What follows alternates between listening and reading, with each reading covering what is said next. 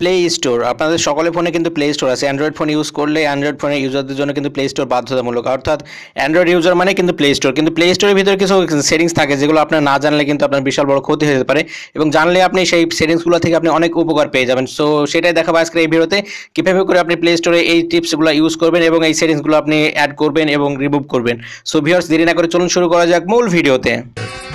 Subscribe to my channel and also press this bell icon so you never miss any new update.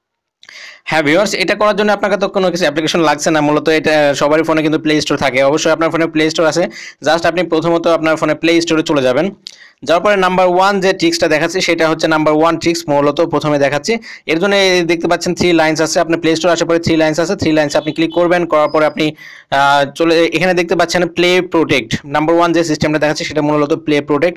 এখানে আপনি click করবেন। করার পরে একটু ওয়েট করতে হবে ভিউয়ার্স। দেখতে পাচ্ছেন এখানে নো প্রবলেম ফাউন্ডস, অর্থাৎ এটা মূলত একটা দারুণ একটা সিস্টেম। যদি আপনার ফোনে কোনো হ্যাকিং অ্যাপ থাকে বা কোনো হার্মফুল বা ক্ষতিকর কোনো অ্যাপ্লিকেশন থাকে, সেটা কিন্তু এখানে আপনার দেখাবে। এখানে যদি থাকতো আপনার ফোনে, আমার ফোনে যেহেতু নেই, যদি আমার ফোনে থাকতো তাহলে দেখাতো প্রবলেম ফাউন্ড। এখানে দেখা যায় নো প্রবলেম ফাউন্ড, কারণ আমার ফোনে কোনো ক্ষতিকর অ্যাপ্লিকেশন নেই। কোনো ক্ষতিকর বা স্পাই কোনো অ্যাপ্লিকেশন বা যে অ্যাপ্লিকেশন দিয়ে আপনার ফোন হ্যাক হতে পারে বা অন্য কোনো প্রবলেম হতে পারে, সেই ধরনের কোনো অ্যাপ্লিকেশন আমার ফোনে কিন্তু নেই।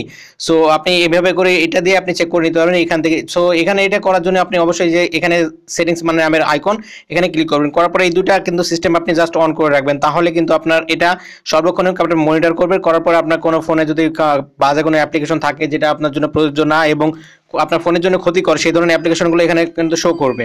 সো এরপরে এখানে দেখতে পাচ্ছেন এখানে স্ক্যান নামে যে অপশন, আপনি স্ক্যান করবেন, অর্থাৎ মাঝে মধ্যে আপনি স্ক্যান করতে পারেন। স্ক্যান করলে কিন্তু আপনার স্ক্যানে আপনার দেখাবে, স্ক্যান করার পরে যে আপনার ফোনে কোনো অ্যাপ্লিকেশন এই ধরনের হার্মফুল বা ক্ষতিকর অ্যাপ্লিকেশন আছে কিনা। দেখুন আমি অ্যাপ্লিকেশন স্ক্যান করছি,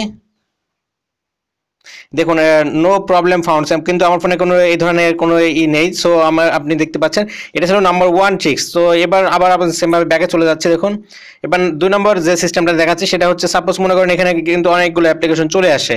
আসার পরে আপনার মনে করেন সাপোজ আপনার ফোনে এখন অ্যাপ্লিকেশন ফোন মেমোরি ফুল আছে বা মেমোরি কার্ড ফুল আছে, আপনি অ্যাপ্লিকেশন এখন ইনস্টল করতে পারছেন না।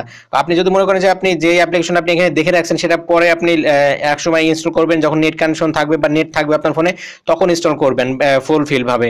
সো এখন এটা করার জন্য আপনি এটা করতে পারবেন, কোনো সমস্যা নেই। আপনি অ্যাপ্লিকেশনটা জাস্ট সিলেক্ট করে রাখতে পারবেন এখানে প্লে স্টোর থেকে। সাপোজ আমি অ্যাপ্লিকেশনটা মনে করেন আমি পরে ইনস্টল করবো, এখন আমি জাস্ট দেখে রাখছি।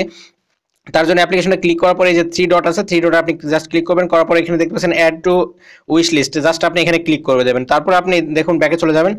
যার পর আপনার যখন আপনার এমবি থাকবে বা যখন আপনার প্রয়োজন হবে অ্যাপ্লিকেশনটা, তখন আপনি ইনস্টল করে নিতে পারেন। তারপর এখানে ক্লিক করবেন। করার পরে এই যে দেখতে পাচ্ছেন উইশ লিস্ট, জাস্ট আপনি এখানে ক্লিক করলে কিন্তু সেই অ্যাপ্লিকেশনটা এখানে শো করবে। দেখুন ভিউয়ার্স, এই যে দেখুন অ্যাপ্লিকেশন এখানে শো করছে। এভাবে করে আপনি চাইলে যে কোনো অ্যাপ্লিকেশন অ্যাড করে রাখতে পারবেন। সো তারপর আপনি যদি অ্যাপ্লিকেশন রিমুভ করে দিতে চান এখান থেকে, তারপরে আপনি এখানে আবার সেমভাবে ক্লিক করার পর এখানে ক্লিক করে এবং দেখতে পাচ্ছেন remove from wish list. So এটা করে রিমুভ করে দিতে পারবেন। তারপরে আমি আবার সেমভাবে এবার নাম্বার 3 নম্বর যে সিস্টেমটা দেখাচ্ছে সেটা হচ্ছে, আবার সেমভাবে আপনি 3 লাইনসে চলে যাবেন। যাওয়ার পরে এখানে দেখতে পাচ্ছেন সেটিংস নামের যে সিস্টেমটা, সেটিংসে আপনি চলে যাবেন। ওকে, সেটিংসে যাওয়ার পরে এখানে দেখতে পাচ্ছেন অ্যাপ ডাউনলোড প্রিফারেন্স, আপনি জাস্ট এটা ক্লিক করবেন। ওকে, এটা হচ্ছে সেই সিস্টেম যেটা দিয়ে আপনি সাপোজ আপনার ফোনে অনেক এমবি আছে এবং সবকিছু ঠিক আছে, তবু আপনি অ্যাপ ইনস্টল দিতে পারেন না, কোনো অ্যাপ ইনস্টল দিতে গেলে প্রবলেম হয়, সেই ধরনের প্রবলেমটা কিন্তু এখান থেকে সমাধান করা যায়। সো আপনি এখানে যদি দিয়ে রাখেন ওভার অনলি ওয়াইফাই, যদি এটা দেওয়া থাকে তাহলে কিন্তু আপনার যখন মাত্র ওয়াইফাই নেটওয়ার্ক পাবে তখনই কিন্তু অ্যাপ্লিকেশন ইনস্টল দিতে পারবেন, তাছাড়া পারবেন না। আপনি যদি এটা করে রাখেন তাহলে এনি নেটওয়ার্ক, যে কোনো নেটওয়ার্কে আপনি অ্যাপ্লিকেশন ইনস্টল দিতে পারবেন। আর যদি মনে করেন যে প্রতিবার আপনাকে জিজ্ঞাসা করবে আপনি ওয়াইফাই দিয়ে দেবেন কি মোবাইল ডাটা দিয়ে দেবেন, তাহলে এখানে ক্লিক করে রাখতে পারেন। সো আপনার জন্য এটা ক্লিক করে রেখে এখানে ডান দিয়ে দেওয়া বেটার। এটা ছিল নাম্বার 3 নম্বর সিস্টেম।